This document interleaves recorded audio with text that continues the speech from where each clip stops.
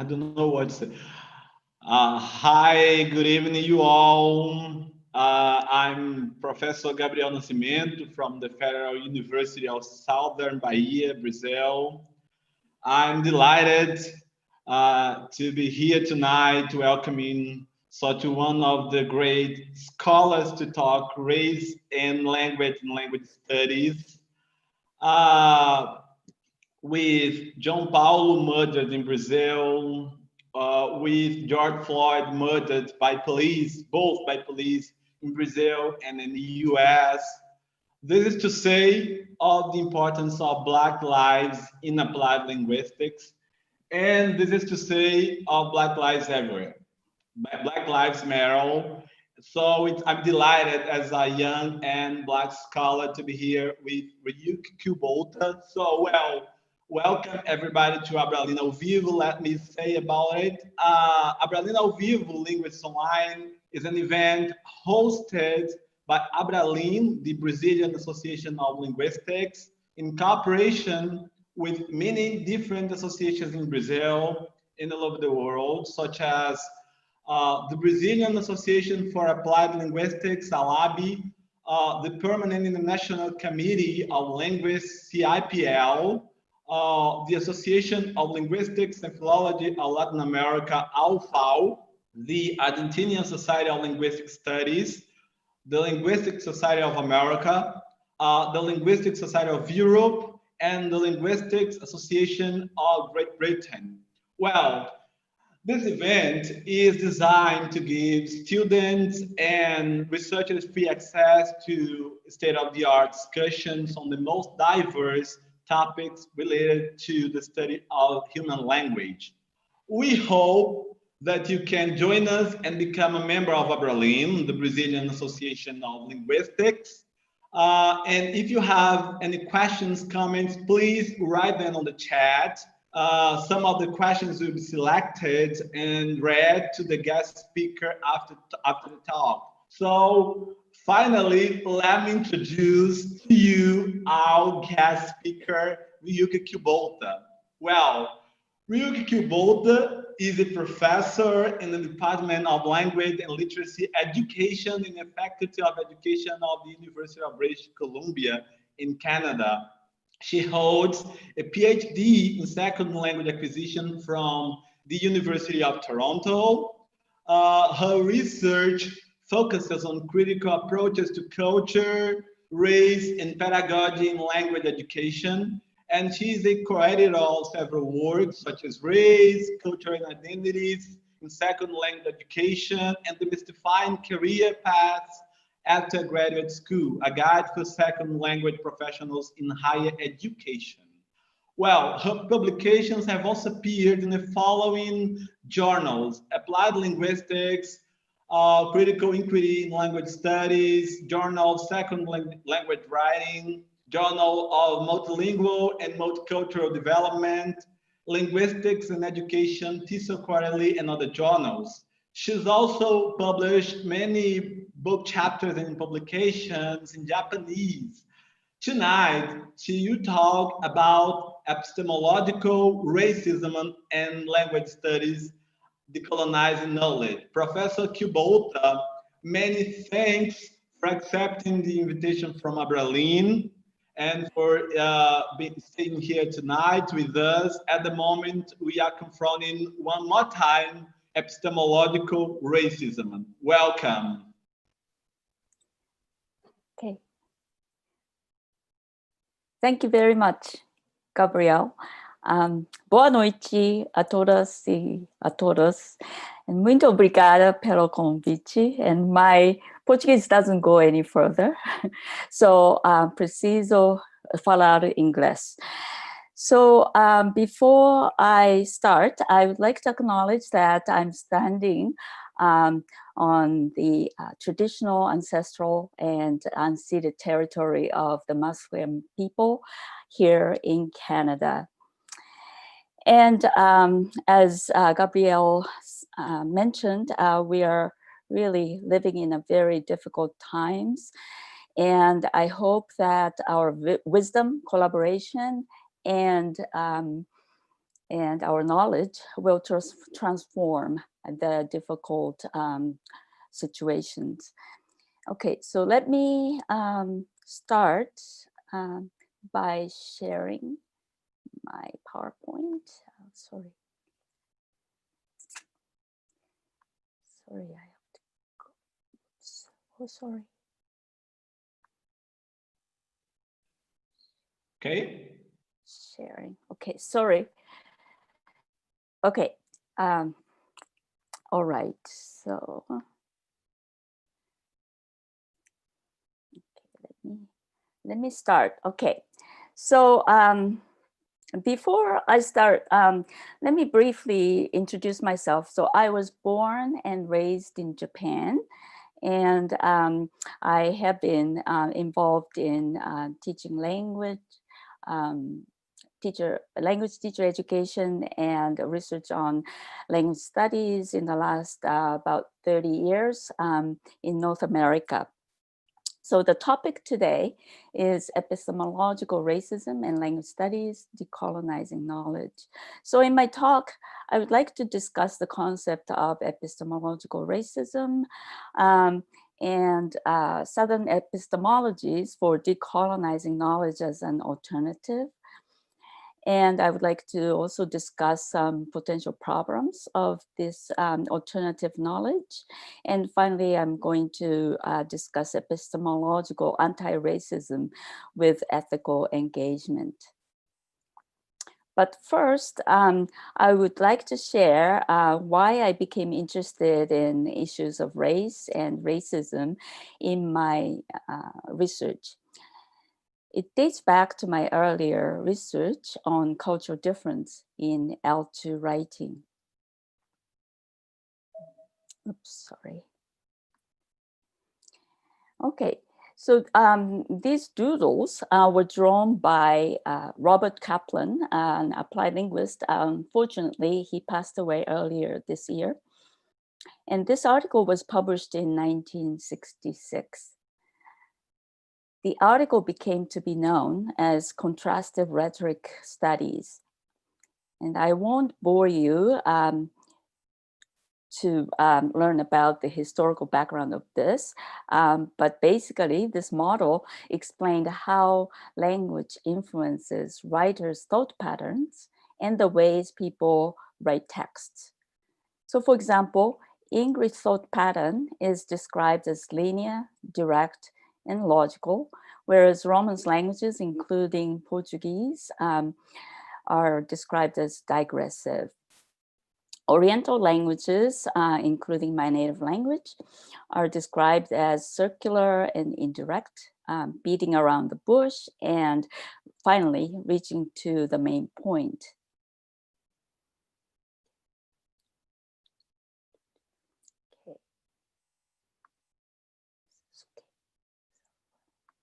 Okay.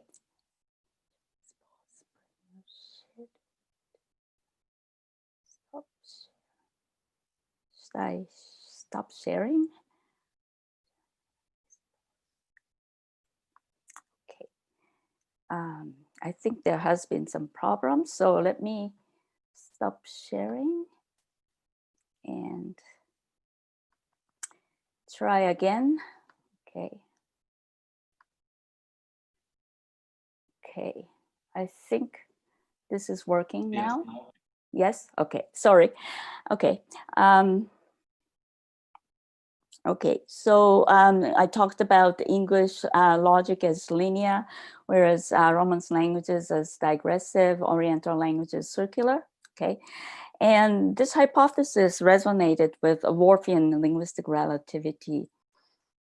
And it was assumed that the reason why English as a second language writers do not produce linear and direct discourse patterns in writing English as a second language was because they transfer their native language thought patterns to second language writing. So since then, a number of studies have been conducted by many scholars, including Ulla Connor. In the 1990s, she summarized the rhetorical characteristics of various languages identified by these previous studies. And so English was described as linear, direct, deductive, logical, and writer responsible, which means that writers are responsible for making the meaning transparent. Whereas East Asian languages have been described by these studies as non-linear, indirect, inductive, non-logical, and reader responsible, which means that readers are responsible for making the meaning transparent. You can see the dichotomy here, right? But there are some problems. So languages are lumped together as seen in East Asian languages. And even English comes with a variety of pronunciations, lexes, and so forth. So this is all lumped together. And also writing is decontextualized. In fact, diverse genres, purposes, and individual intentions are not considered. And all of this signifies linguistic and cultural essentialism. The dichotomy resonates with Orientalism too. Fixed images of the West and the Orient. So that fixed images of the West and the Orient is criticized by Edward Said. So Orientalism contains a racist undertone as well. The image of superior people in the West versus inferior people in the East. Let me say that contrastive rhetoric was done in good intention, because around that time in 1960s, 70s, there was a prevalence of generative linguistics, which didn't consider cultural difference. So contrastive rhetoric was seen as very innovative and very influential and effective for language teaching. But as I mentioned, there are so many issues. Now, so the assumed cultural differences are not neutral, but value-laden. When we say English is direct and logical, it has a positive nuance. When we say Asian languages are indirect and non-logical, it carries a negative nuance. A question is, what happens if this positive image is supported by not only white Anglo scholars, but also Asian scholars? Now, this value judgment does not have to be fixed. So English can be viewed negatively and Asian languages can be viewed positively. So we can ask the same question: is a positive image of Asian languages supported by Asian scholars? If so, what happens? So I'm going to address those questions today. So now let's briefly take a look at previous research on racism in language studies. There have been a lot of studies on race and racialization in language studies, but here I'm interested in racism in language studies because my topic is epistemological racism. Okay. So racism has been studied in social linguistics. Racist meanings are often expressed subtly in political, media, and academic discourses and everyday discourses. Linguistic mocking conveys racial stereotypes, but it can also be used by minoritized people to resist racial ideologies. Racism is also studied in language education through critical race theory, post-colonial lens, ethnography, and so forth. So studies have highlighted the invisibility of racism, the conflation of non-native speakers with people of color, colorblind ideology, evasion of race by replacing it with culture, and racial biases in teacher employment and teaching materials. Racism is further studied in relation to communication research in sociology, media, entertainment, and so forth. So racism is overtly and covertly communicated in cyberspace. TV news represent white people as heroes, and Disney movies have tended to use standardized English to represent protagonists evoking whiteness. In these studies, critical gaze is cast on language users, listeners, learners, and teachers, but not on us as researchers.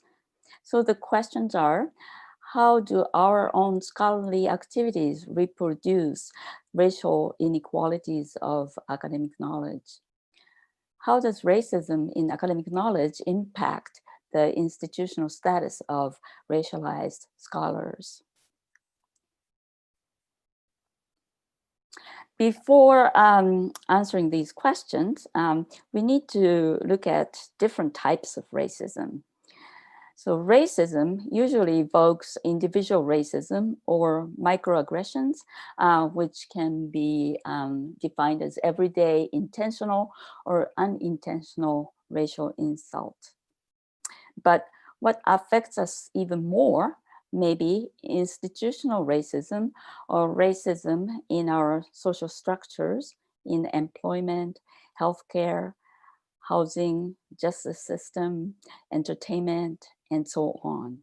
So Oscars for White is one of the examples of racism, institutional racism in film industry. And what is often overlooked in discussing racism is epistemological racism that impacts knowledge production, distribution, and consumption. So in many parts of the world, white European cultural perspectives tend to predominate school curriculum and textbooks over non-white histories or ways of knowing. So this is what I will focus on today. It's important to note that all these forms of racism influence with each other and shape our experiences. So I will give you an example of epistemological racism. When I was in elementary school in Japan, my favorite subject was music. So I looked forward to go to a music room that looked something like this. I didn't think of this at that time, but now I reflect, all those portraits on the walls are white male famous European composers, right? And music has been produced and performed by diverse people all around the world. But in my knowledge, music, classical music in particular, always had a connotation of these white men and whiteness. Some teachers even pretend to be a white composer like this and perform. Okay, so this kind of bias in knowledge is called epistemological or civilization racism. Gloria Joseph, a Black feminist, calls it white studies and male studies. And she states racism in school knowledge is seen as focusing on achievements, cultures, experiences, and perspectives of white men, and omitting or distorting the histories, experiences, cultures, and perspectives of people of color and women of all colors. Earlier in 2002, Kanagaraja focused on local knowledge and stated that the local knowledge suppressed by the Western mainstream epistemological epistemological paradigm can offer an alternative thinking in research. Before moving on, we need to also understand how race intersects with other social categories or identities to shape our experience, and we call it intersectionality. But intersectionality is complex. It can be co-opted by white women or neoliberal politics, diluting the meaning of oppression.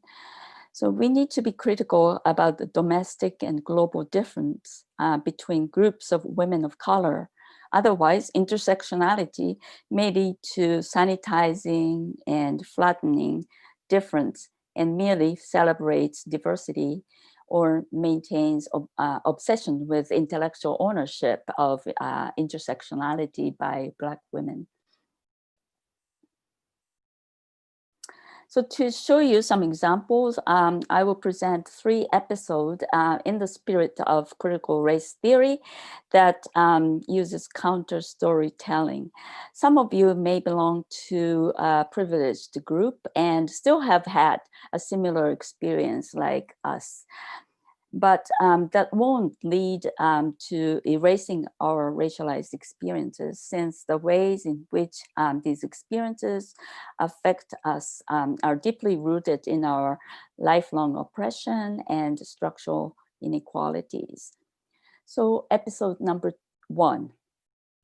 Okay, 2 researchers in Brazil wrote a paper on an innovative pedagogical approach that they experimented in an English as a foreign language class in Brazil.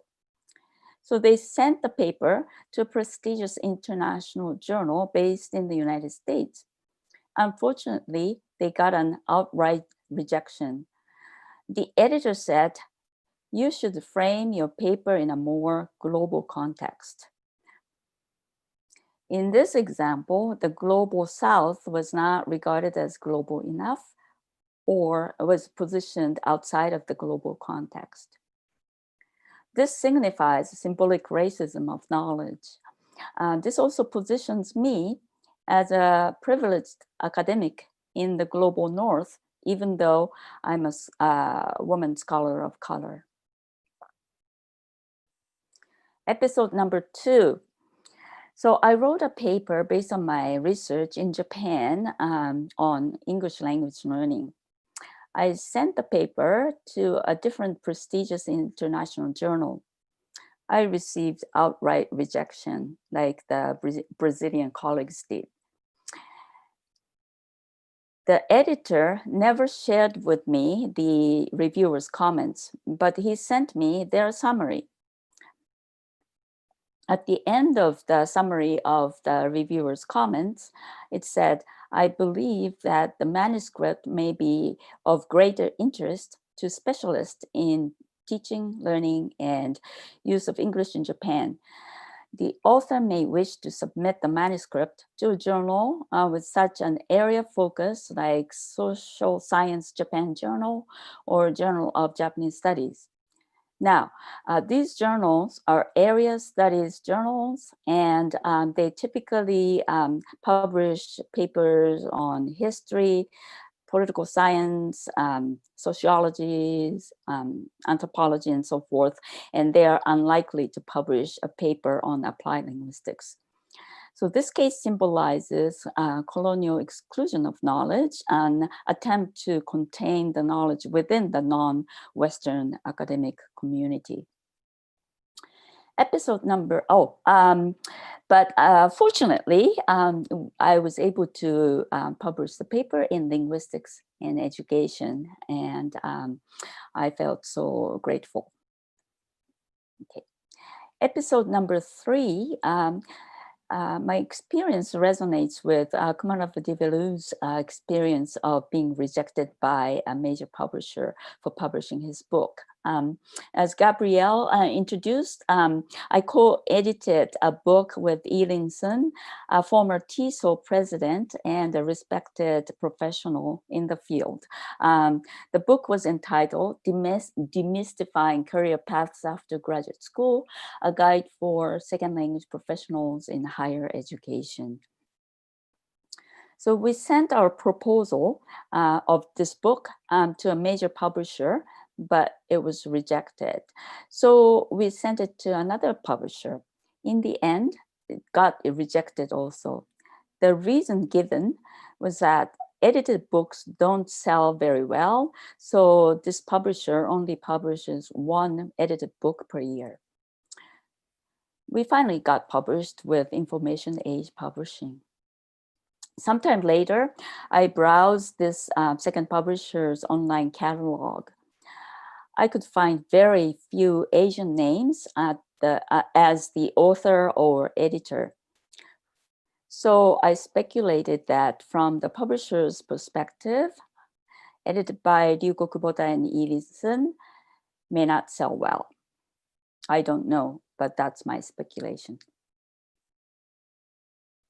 So from these episodes, we can say that the perceived legitimacy of knowledge is linked to the location of knowledge production. The hierarchies of knowledge between the West and the non-West, or the global South and the global North, are created, indicating that epistemological racism operates at the symbolic level. And we can see the domination of English that clearly affects the legitimacy of knowledge. For instance, Littis and Curry pointed out that scholars in East Europe, even though they are white, struggle to publish in English since the knowledge produced in non-Anglophone spheres is viewed as parochial. In the third episode, our names may have negatively influenced professional opportunities. Actually, research on the relationship between job applicants' names on their CVs and the callback rate for job interviews by employers demonstrated disadvantage of non-European ethnic names. And this research has been replicated in US, Canada, and Australia. So white Eurocentric knowledge has given psychological impact on scholars of color. For example, Frantz Fanon discusses the dominance of the white Eurocentric knowledge as cultural imposition, as he describes how Black French-speaking subjects from the Antilles desire to become white. In the United States, Asante and Hall discuss how slavery in the United States made a segment of Black people complicit with whiteness. They distinguished house Negroes and field Negroes. Compared to field Negroes who worked in the field, house Negroes were trusted enough by white masters to work in their homes. Therefore, they developed appreciation of white culture, including literature, music, art, and others, and even looked down upon field Negroes. In the field of teaching English as an additional language, Kumaravativeru focused on the non-native English speaking teachers movement that has become active in the last 20 years. But this movement has not significantly changed the superiority of native speakers. So he criticizes how non-native English-speaking scholars who promote this movement are working within the traditional white Euro-American native speaker research framework. So Kumaravativeru draws on Gramsci's notion of traditional versus organic intellectuals and invite non-native English-speaking scholars and teachers to practice result-oriented strategic action as organic intellectuals for real transformation.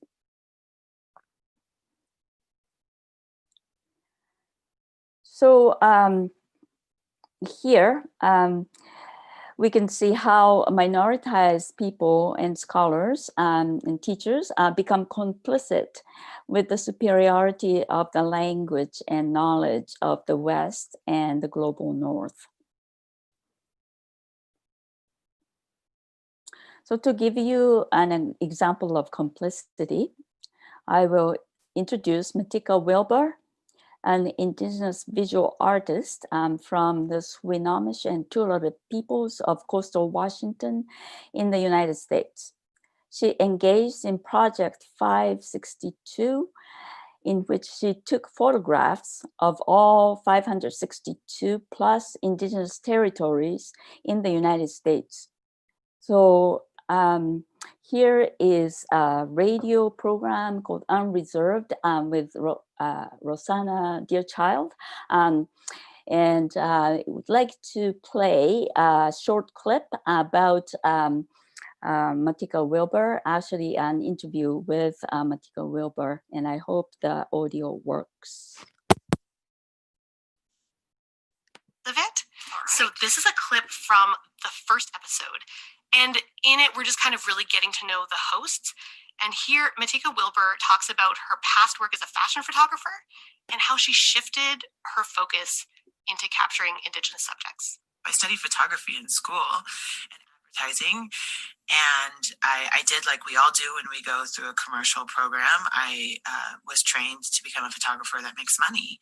And I distinctly remember one of my professors saying to me, well, if you want to make money, you should photograph more white people because you need skinny white women, a lot of them in your portfolio if you want to work.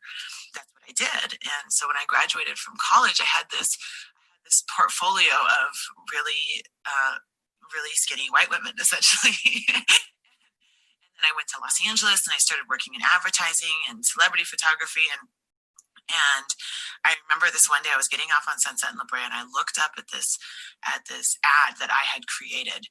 And it was this woman who, when we photographed her, was crying on set because she was so hungry. And I was like, girl, it's not a big deal. I'll get you some carrots. Like we have beautiful catering. And she was like, oh no, I don't eat. I don't eat before photo shoots. And I just remember thinking, like, I can't believe I'm participating in this. And then I looked up at the ad a couple of months later and it said, live the life you've always wanted. And I immediately quit my job.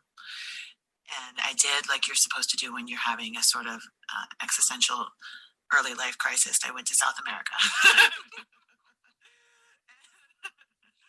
I traveled around and I got to meet a lot of really great Indigenous people, photographing them. And it was there when I was there working with Indigenous folks that I had this realization that I hadn't even photographed my own people. Okay, I hope to hear it. So to go back to our discussion, the dominant white worldviews have negatively affected people of color in many ways, including Matika Wilbur. So we tend to believe that the white knowledge system is normal and natural. This compels us to conform to the system in order to increase our legitimacy. In other words, we strive to become white in our thinking and doing. So we must scrutinize our complicity with the white hegemonic knowledge in our academic activities. This means that we need to turn our critical lens away from the white masters and turn it toward ourselves. So moreover, as more male professionals of color try to join the mainstream club, many women scholars of color remain marginalized.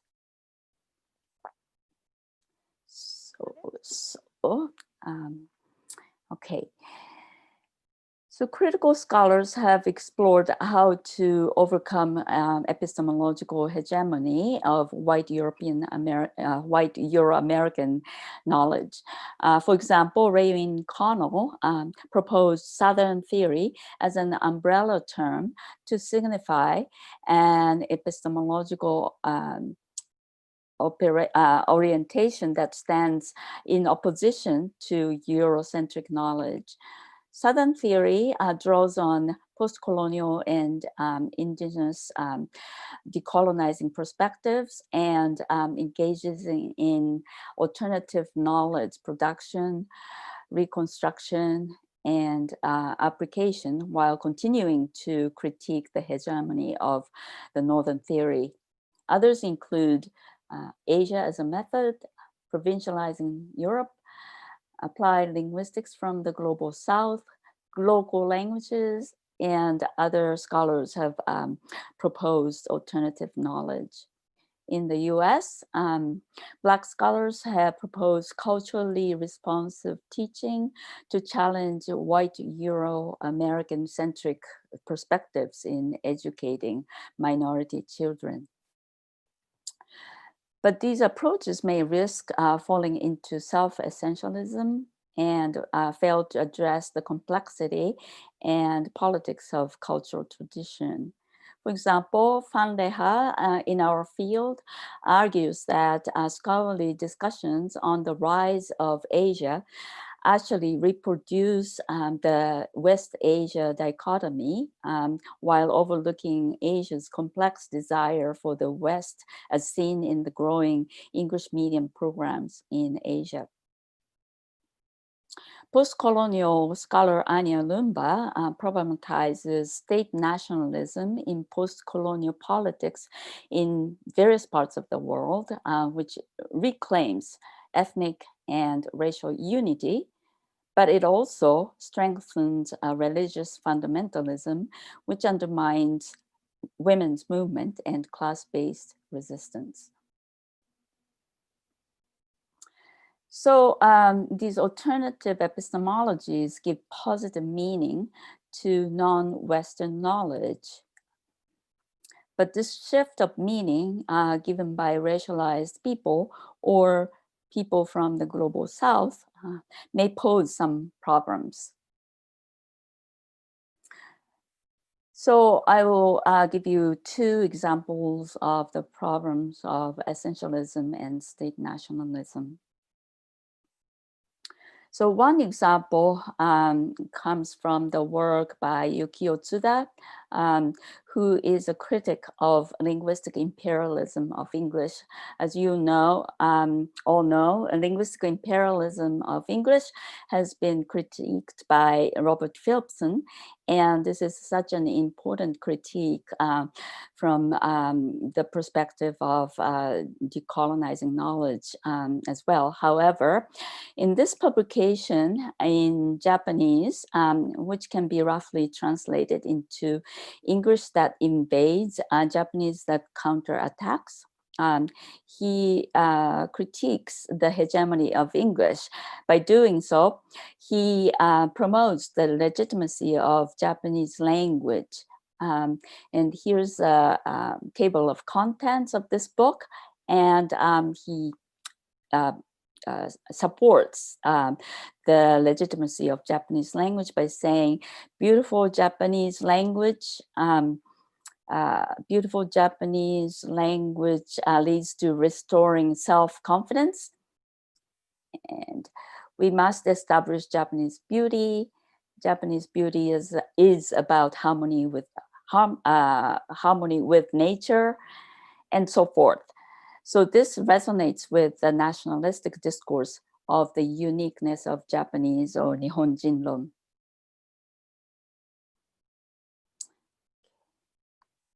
So another example comes from cultural discourse analysis, which overlaps with the contrastive rhetoric research. Well, discourse analysis is quite Eurocentric exercise of looking at the discourse and critiquing or analyzing how the discourse is structured. But in order to bring in different cultures, the researcher such as Shi Shu from China has proposed cultural discourse analysis. And in this article by Shi Shu, he talks about shared realities of Asian, African, and Latin American discourses.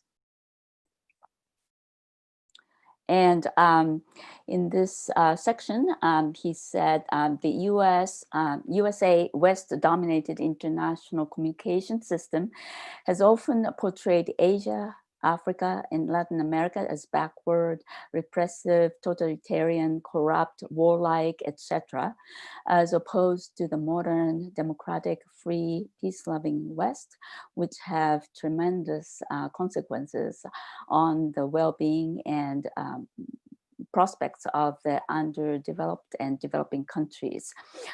Okay. And then he goes on to say, Eastern societies traditionally take humane and communal consciousness and so harmony with others and with nature to be the highest principles of conduct and communication. This resonates with Yukio Tsuda's notion of harmony with nature that you just saw. So you already see some problems of contradictions from this quote. So for example, when we start thinking about how Hong Kong is treated by China and how the current problem is really created by sort of looking at problematic US, emulating US, and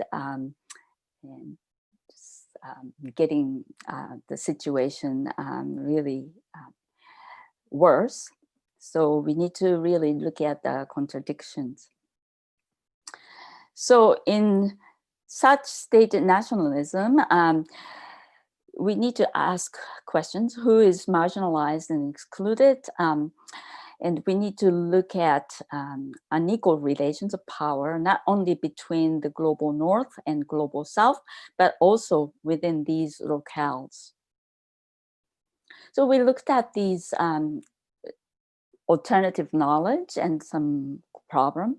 And another alternative view comes from Black feminist epistemologies, which can be summarized as the use of dialogue in assessing knowledge claims, centrality of personal expressiveness, ethics of personal accountability, and concrete experience as a criterion of meaning. In short, this view prioritizes personal responsibility for knowledge production. And to me, this ethics of personal accountability is really important. So this means that we need to critically reflexive on race, gender, and accountability. We can problematize male dominance in academic knowledge production. For example, Raymond Connell has pointed out that in Boaventura Sousa Santos's work, ideas produced by male scholars of the left are overrepresented.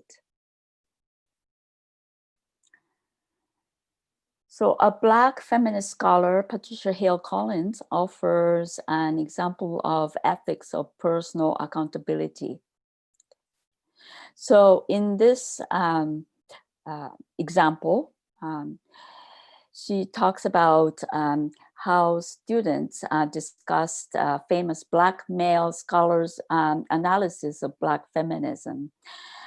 So these students wanted to examine the author's personal biography in order to validate his claims. So in this process, and I'm quoting from Collins, so the students use this information to assess whether he, the scholar, really cared about his topic and drew on this ethics of caring in advancing this, their knowledge claims about his work. Furthermore, the students refused to evaluate the rationality of his written ideas without some indication of his personal credibility as an ethical human being. So I argue that male scholars of color, or any scholars for that matter, are held accountable for their ethics of personal commitment and result-oriented action in promoting alternative anti-oppressive epistemology. And for epistemological anti-racism, performativity or walking the talk is really essential. So how can we enact epistemological anti-racism in our work? I would like to suggest a couple of ideas. First, we need to seek an alternative worldviews of Southern epistemologies, and we continue to do that. We should continue to do that. And second, we need to develop critical awareness of our citation practices. So I would like to ask these questions when we write our papers, when I cite someone. So who do I cite and why? Should I cite a well-known male European scholar of post-humanism, for example, whose idea clearly resonates with indigenous worldviews of nature, land, and animals, and yet who gives no credit to indigenous scholarship or scholars? If these male scholars with white Euro-American epistemologies ignore indigenous or women scholars, then why should we continue to mention their work? Should I cite well-known scholars who do not demonstrate their ethics of personal accountability? If I do, then will I become complicit with academic colonization and oppression? And how can I reconcile the practical need to get my work accepted with the promotion of anti-racist and anti-sexist causes? And it's important to be aware that citation practices will perpetuate institutional racism, since our academic achievement is measured by citation records. So questions raised here should also be explored with our students. So finally, in conclusion, all scholars, including subalterns, need to stay critically self-reflexive and establish professional coherence in their decolonizing engagement. So I'm quoting Collins: "Knowledge claims made by individuals respected for their moral and ethical connections to their ideas will carry more weight than those offered by less respected figures." And finally, we must continue to decolonize knowledge production, distribution, and consumption to seek epistemological and human equity and justice. Here are some selected references. And also, I was invited to write a short blog for OUP blog, and it's titled Racial Biases in Academic Knowledge. And you can search for this title in OUP blog, and there's a link to my article published in Applied Linguistics, and you can download it, I believe. So please go to this site and explore more. And this blog is very, very short, so you can share it with your undergraduate students or others and so forth. So thank you very much, and I welcome questions. So I will stop sharing. Yeah, thanks for your talk, for bringing us your scholarship. It's a pleasure for me to hear from you. So we have a few questions for you, but I'm going to start by myself because I published my first book, which is about linguistic racism. So it's drawn on your articles and your scholarship. And I'd like to hear a little bit more from you about the multi-pluriturn, right? Because you've been speaking about the multi-pluriturn, And so we're speaking about whiteness and whiteness allies, and we're speaking about how can it work. And we had sought a time with different people speaking about blackness and racism, but sometimes I felt that it came with color blindness. For example, in the United States, it didn't reflect on teacher development courses or programs, or, for example, on anti-racist practices. Can you please speak a little bit about that? About how to disrupt whiteness in our research and teaching? And multi-plural turn that we have now. Everybody's speaking about multilingualism or pluri and etc. Right. Yeah.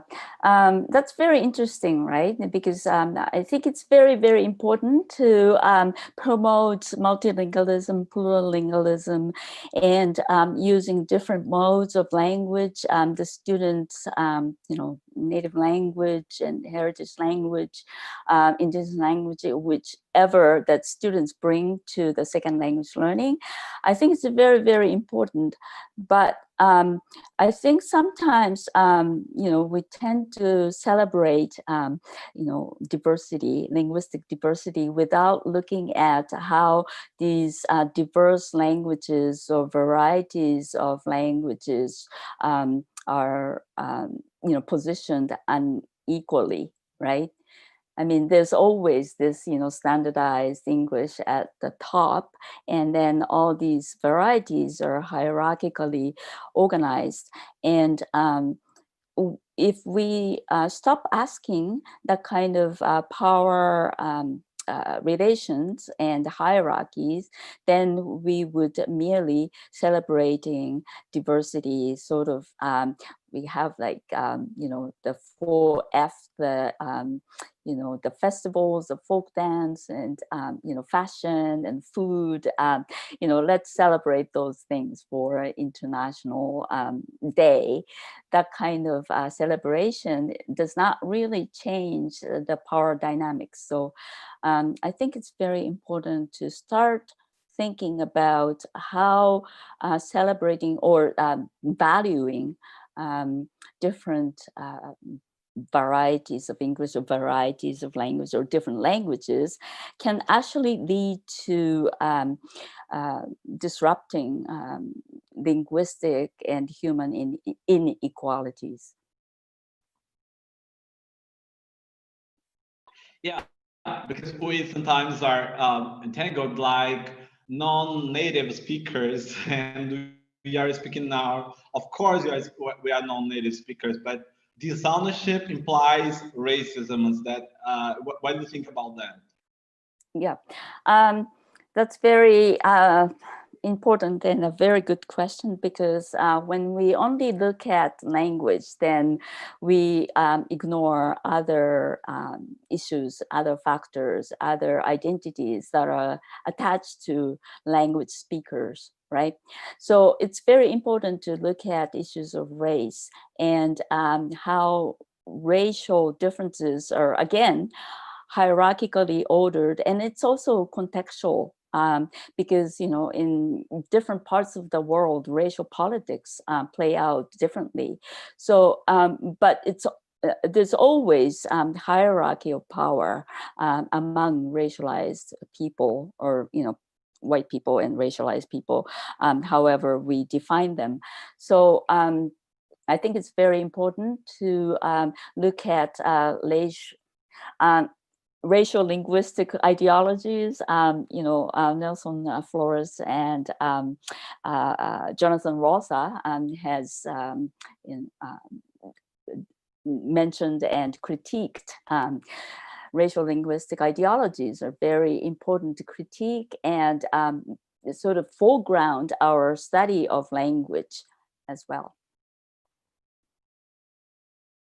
Okay, Adail Sobral have a question from Adail Sobral is asking you about Latin American scholars in some cases have a submissive attitude before English-speaking colleagues. Can this be considered a result of colonization?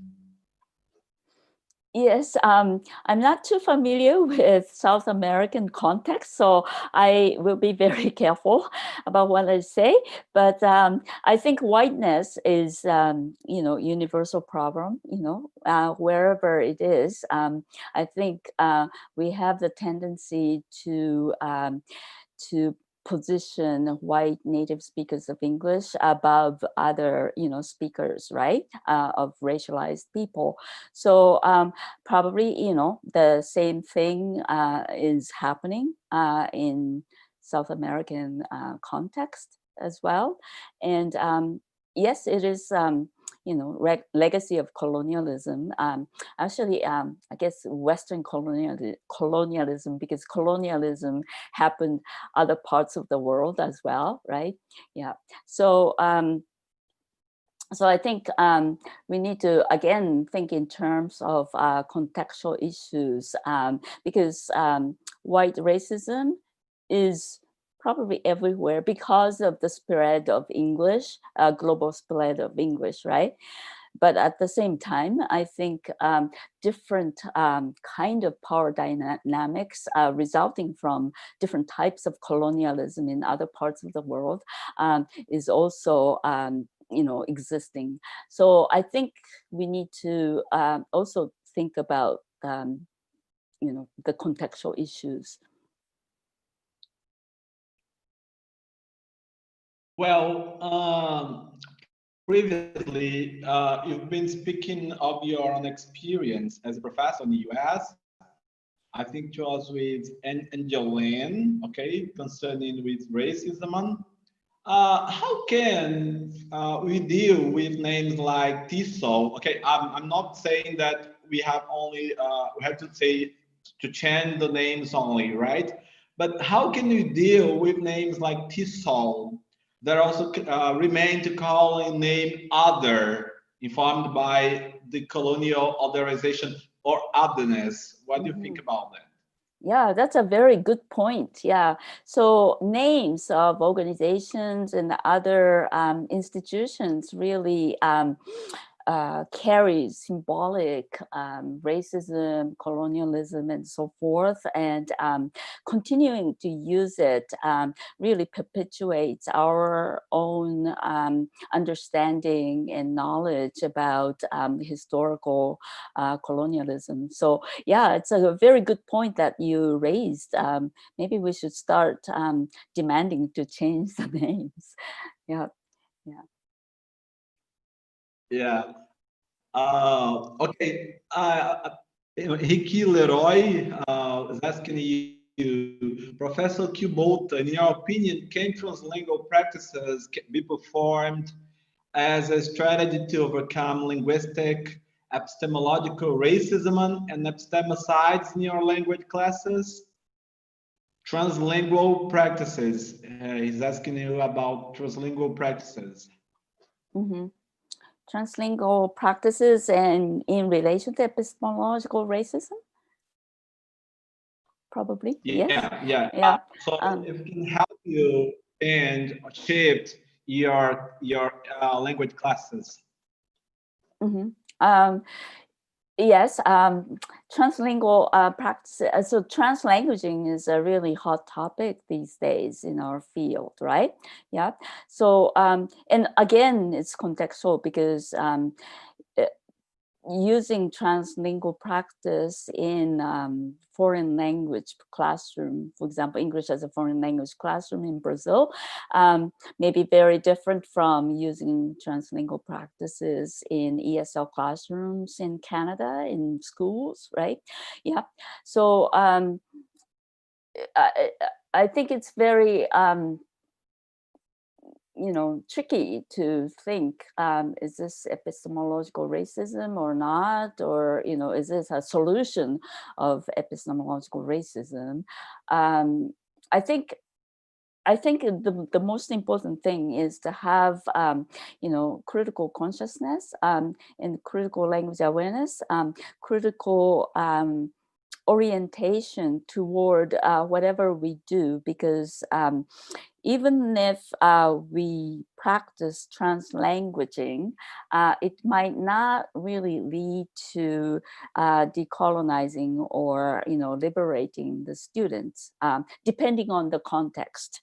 In some context, students need the language of power in order to be successful in the harsh reality, right?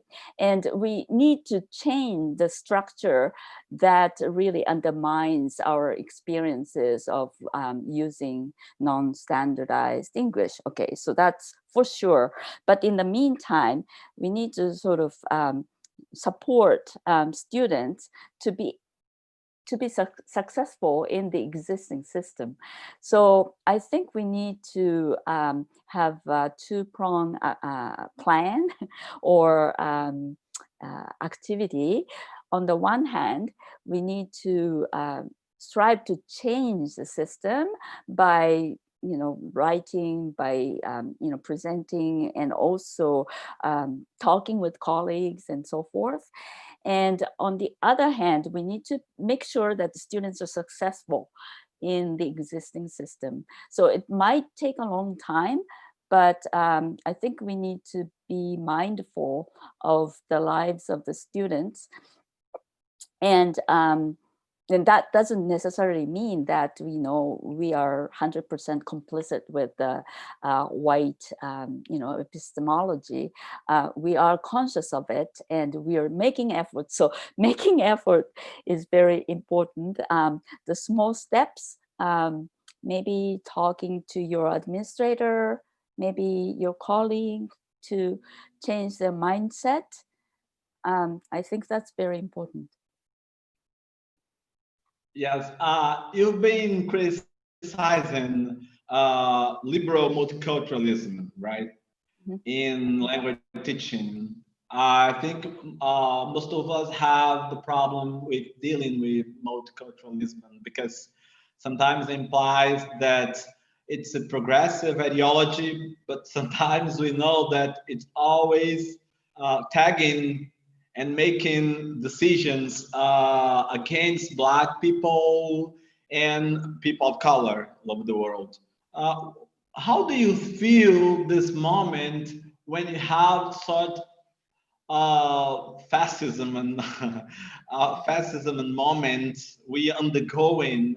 How do you feel about language studies accordingly? Yeah, that's a very, very good question.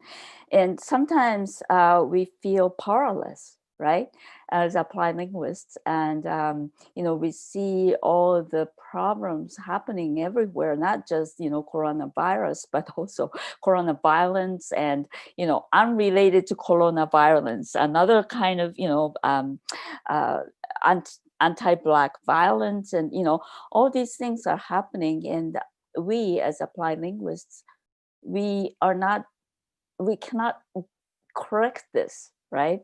So I think many of us feel very, very powerless. And I think that's one of the problems. One of the problems of language studies scholars or scholarship, because we are kind of disconnected with the real world. We are connected to the real world because we choose topics and we study about it, but then we write it and we just publish in our journals and present at the conferences, and those ideas never reach the general audience, right?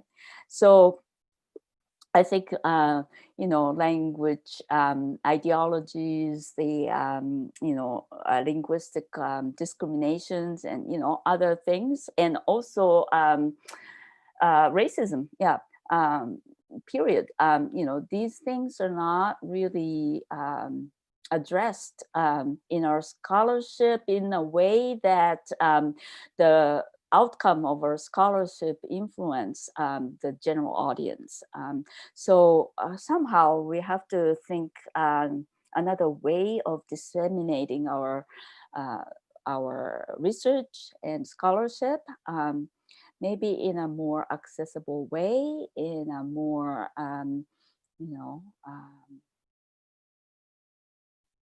accessible way to our family members, our friends, and our colleagues, and wider audience, so that they start to really think about, oh, it's very interesting to think about linguistic discrimination. I never thought of that. But then, these people can start thinking about these issues.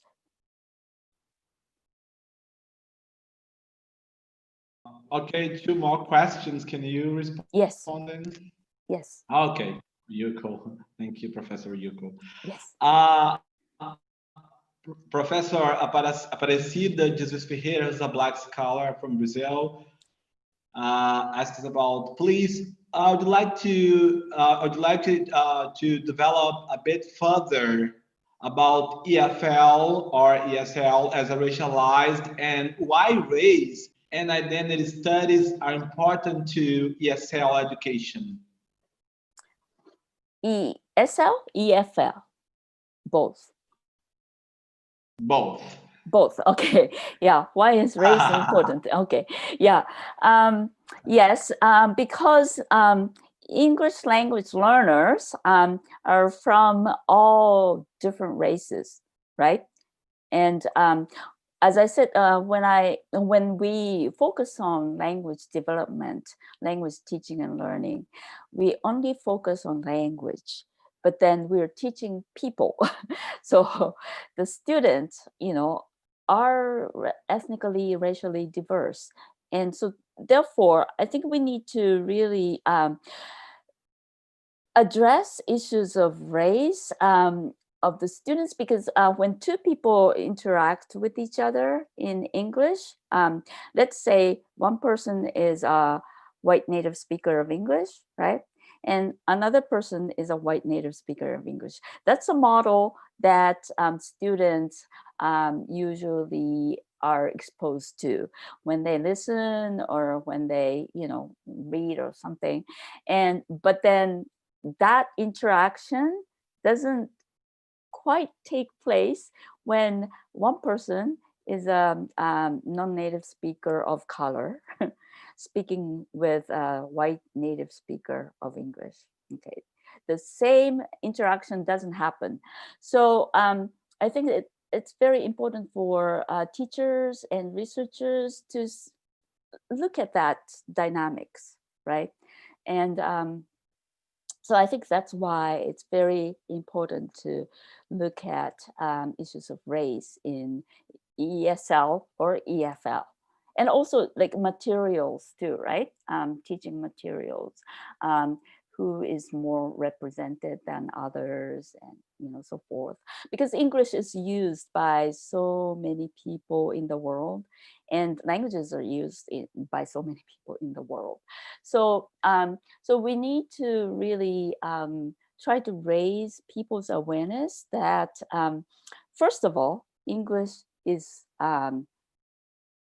used by so many people with different accents. Okay, so the linguistic diversity per se is very important for us to understand, but then also language users diversity is very important for students to understand.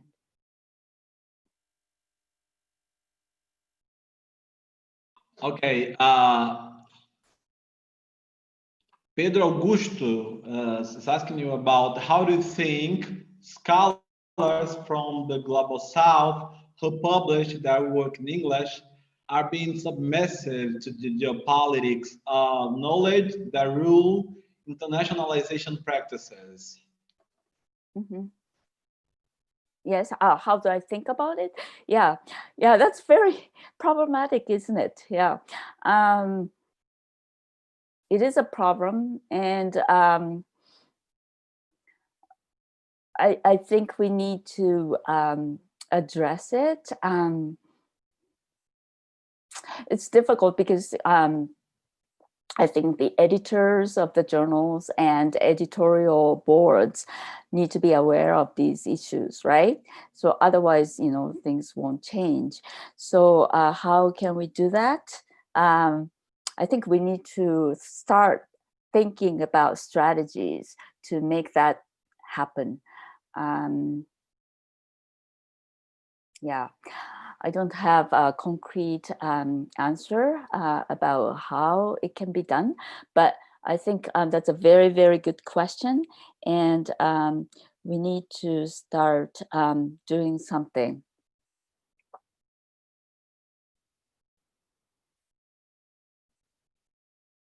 Okay, sorry. Larissa Mazzucchelli, she's interested in how associations are dealing with racial biases in academia, such as ASL, AAAL, and so on. What you can tell us about that, Ryuko? Oh, how the associations, professional associations or institutions, Yeah. Okay, are dealing with racism? Yeah. Yes. I think many associations, I guess it depends on the associations, and also the association leadership is very important as well. Any institutional leadership is so important. And, talking about leadership, I mean, we can see all the national leaders around the world, how they cope with, COVID-19 successfully or unsuccessfully, right? We already see the impact of strong leadership or terrible leadership. So that kind of leadership of the professional association is very, very important. And also, depending on the associations, they're very, very proactive about racism. Recently, American Educational Research Association and other, I think it's like 20 other American associations have endorsed congressional resolution against anti-Asian racism related to coronavirus. That has been really problematic in the last couple of months. And so that resolution was also supported by TESOL and also American Association for Applied Linguistics. So I think associations are really supporting these anti-racist causes. But then, we need strong leadership.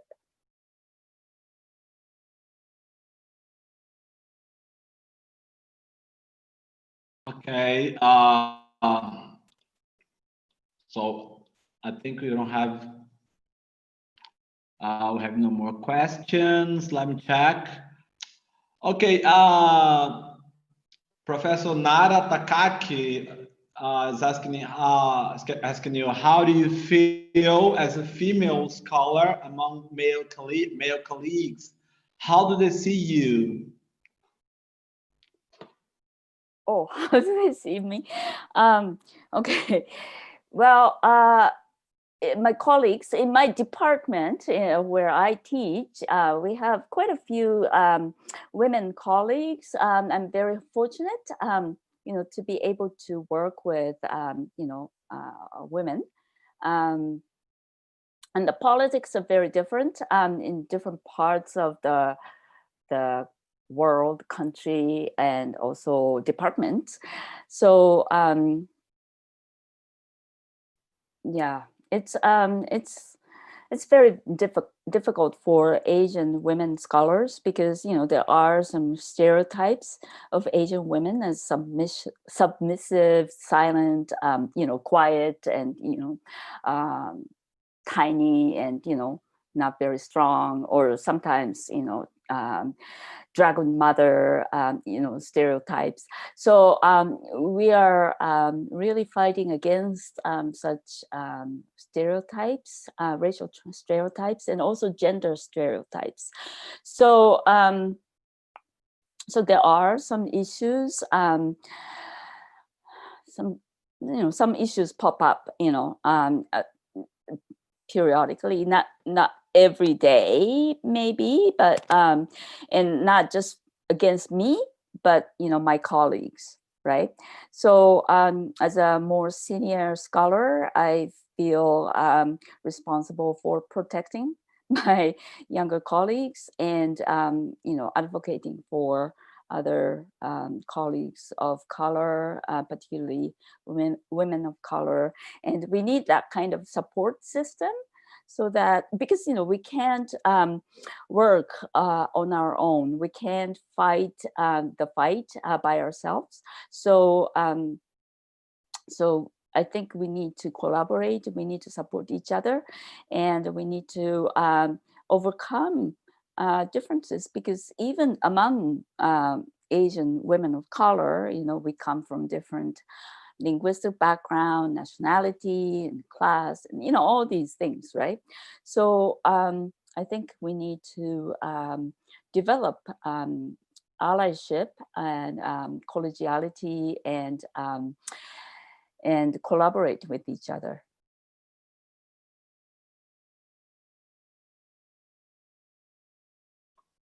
Okay.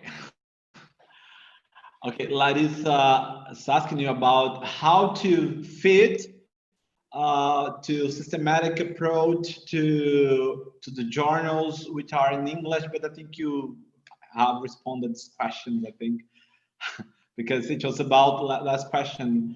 So a last question is about my PhD was about the presence of Black professors and teachers in ESL. And I think we have a lot of problems according to how we are, people of color, treated, and how we can have different programs.